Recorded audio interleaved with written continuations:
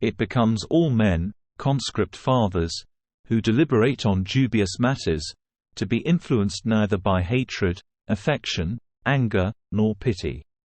The mind, when such feelings obstruct its view, cannot easily see what is right, nor has any human being consulted, at the same moment, his passions and his interest.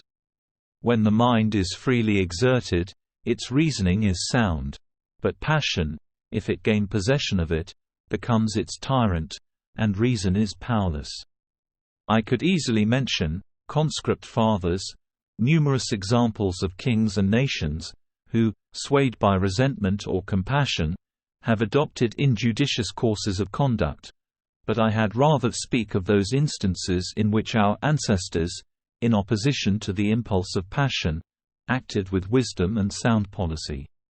In the Macedonian War, which we carried on against King Perses, the great and powerful state of Rhodes, which had risen by the aid of the Roman people, was faithless and hostile to us, yet, when the war was ended, and the conduct of the Rhodians was taken into consideration, our forefathers left them unmolested, lest any should say that war was made upon them for the sake of seizing their wealth, rather than of punishing their faithlessness.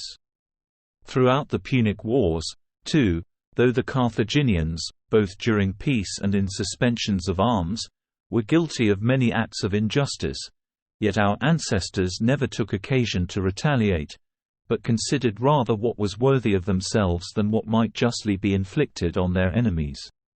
Similar caution, conscript fathers, is to be observed by yourselves, that the guilt of Lentulus, and the other conspirators, may not have greater weight with you than your own dignity, and that you may not regard your indignation more than your character.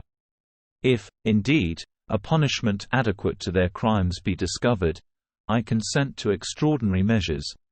But if the enormity of their crime exceeds whatever can be devised, I think that we should inflict only such penalties as the laws have provided. Most of those who have given their opinions before me have deplored, in studied and impressive language, the sad fate that threatens the Republic. They have recounted the barbarities of war, and the afflictions that would fall on the vanquished.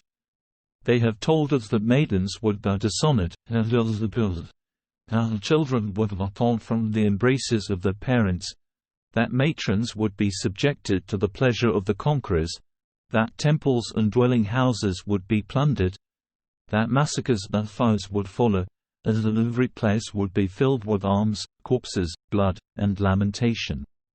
But to what end, in the name of the eternal gods? Was such eloquence directed? Was it intended to render you indignant at the conspiracy?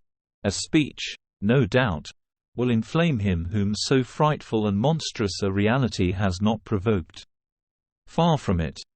For to no man does evil, directed against himself, appear a light matter. Many, on the contrary, have felt it more seriously than was right. But to different persons, conscript fathers, different degrees of license are allowed. If those who pass a life sunk in obscurity commit any error, through excessive anger, few become aware of it, for their fame is as limited as their fortune. But of those who live invested with extensive power, and in an exalted station, the whole world knows the proceedings. Thus in the highest position there is the least liberty of action, and it becomes us to indulge neither partiality nor aversion, but least of all animosity. For what in others is called resentment is in the powerful termed violence and cruelty. I am, indeed, of opinion, conscript fathers, that the utmost degree of torture is inadequate to punish their crime, but the generality of mankind dwell on that which happens last, and, in the case of malefactors, forget the guilt, and talk only of their punishment, should that punishment have been inordinately severe. I feel assured, too, that Decimus Silanus, a man of spirit and resolution, made the suggestions which he offered, from zeal for the state, and that he had no view, in so important a matter, to favor or to enmity. Such I know to be his character, and such his discretion. Yet his proposal appears to me, I will not say cruel, For what can be cruel that is directed against such characters, but foreign to our policy?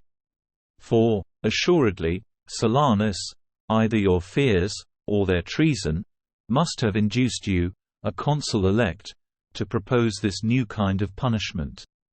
Of fear it is unnecessary to speak, when, by the prompt activity of that distinguished man our consul, such numerous forces are under arms, and as to the punishment, we may say, what is, indeed, the truth, that in trouble and distress death is a relief from suffering, and not a torment, that it puts an end to all human woes, and that, beyond it, there is no place either for sorrow or joy.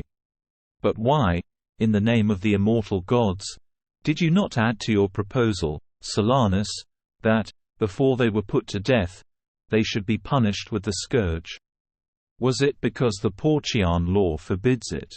But other laws forbid condemned citizens to be deprived of life, and allow them to go into exile. Or was it because scourging is a severer penalty than death?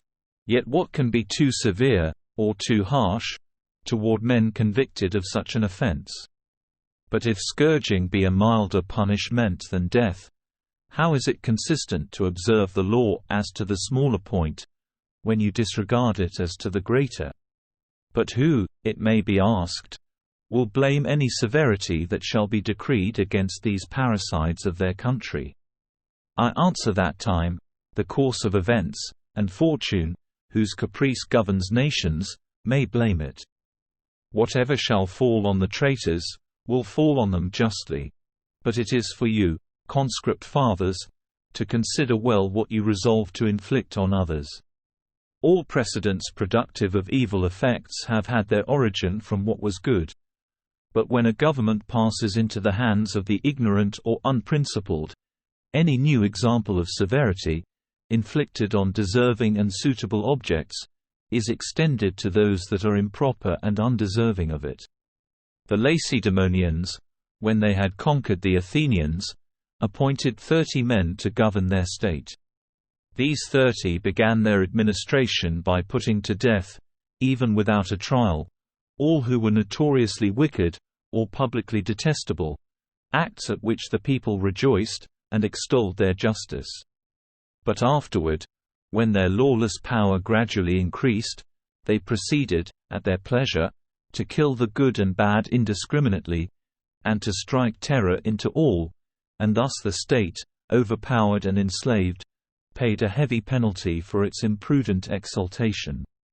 Within our own memory, too, when the victorious Sylla ordered Damasippus, and others of similar character, who had risen by distressing their country, to be put to death, who did not commend the proceeding. All exclaimed that wicked and factious men, who had troubled the state with their seditious practices, had justly forfeited their lives. Yet this proceeding was the commencement of great bloodshed. For whenever any one coveted the mansion or villa, or even the plate or apparel of another, he exerted his influence to have him numbered among the proscribed. Thus they, to whom the death of Damasippus had been a subject of joy, were soon after dragged to death themselves, nor was there any cessation of slaughter, until Sylla had glutted all his partisans with riches. Such excesses, indeed, I do not fear from Marcus Tullius, or in these times. But in a large state there arise many men of various dispositions. At some other period, and under another consul, who, like the present, may have an army at his command, some false accusation may be credited as true, and when, with our example for a precedent, the consul shall have drawn the sword on the authority of the Senate, who shall stay its progress, or moderate its fury? Our ancestors, conscript fathers, were never deficient in conduct or courage, nor did pride prevent them from imitating the customs of other nations, if they appeared deserving of regard.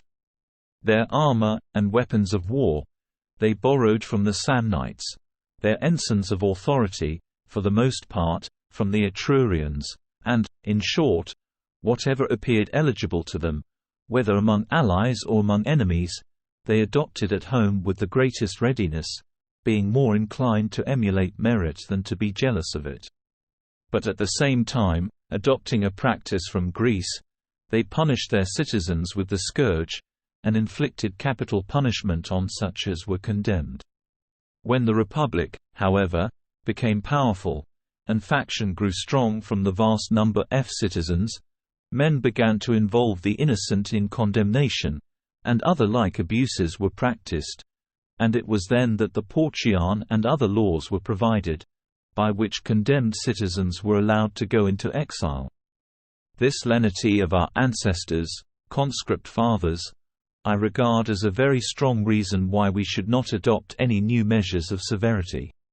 For assuredly there was greater merit and wisdom in those, who raised so mighty an empire from humble means, than in us, who can scarcely preserve what they so honorably acquired. Am I of opinion, then, you will ask, that the conspirators should be set free, and that the army of Catiline should thus be increased? Far from it. My recommendation is, that their property be confiscated, and that they themselves be kept in custody in such of the municipal towns as are best able to bear the expense, that no one hereafter bring their case before the Senate, or speak on it to the people, and that the Senate now give their opinion that he who shall act contrary to this, will act against the Republic and the general safety.